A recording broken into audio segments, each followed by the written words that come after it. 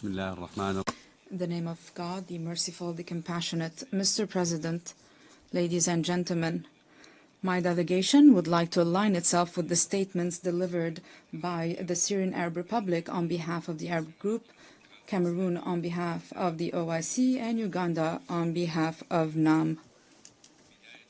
At the outset, I would like to congratulate you, Mr. President, and your Vice Presidents on assuming the presidency of the General Assembly in its 79th session. We wish you every luck, and we thank you for resuming the 10th emergency special session to follow up on the advisory opinion of the ICJ on the legal consequences arising from Israel's policies and practices in the Occupied Palestinian Territory, including East Jerusalem, and from the illegality of Israel's continued presence in the Occupied Palestinian Territory. The ICJ concluded on the 19th of July 2024 that the ongoing presence of Israel in the Occupied Palestinian Territory is illegal. It must be ended, and the resulting settlement activities must be addressed. The ICJ also found that Israel is obligated to provide reparation for damages, and that international organizations, including the United Nations, are required not to recognize the legality of the situation resulting from this illegal presence.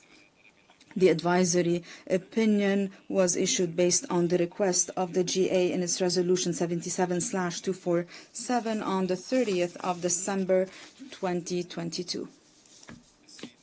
Mr. President, my country welcomed the advisory opinion of the ICJ on Israel's policies and practices, and we welcome the fact that it confirmed the illegality of Israel's continued presence in the Occupied Palestinian Territory. Mr. President, maintaining international peace and security is among the top priority of this organization. Today, it is evident that this organization was either late or was unable to carry out this role. Its delay in reaching a just and comprehensive solution for the Palestinian question caused a humanitarian tragedy for decades and led to the tragic consequences that we are witnessing today. Israel, the occupying power, is perpetrating all forms of crimes against the Palestinian people. It ignores the resolutions of international legitimacy, international law, and international humanitarian law. It even believes that it is above these resolutions and the law. It believes that it has immunity against accountability. This is why it persists in its aggressive policies, and it persists in perpetrating all forms of crimes and in carrying out procedures to violate the Palestinian rights. Mr. President, the advisory opinion of the ICJ is in line with the belief of the international community regarding the rights of the Palestinian people.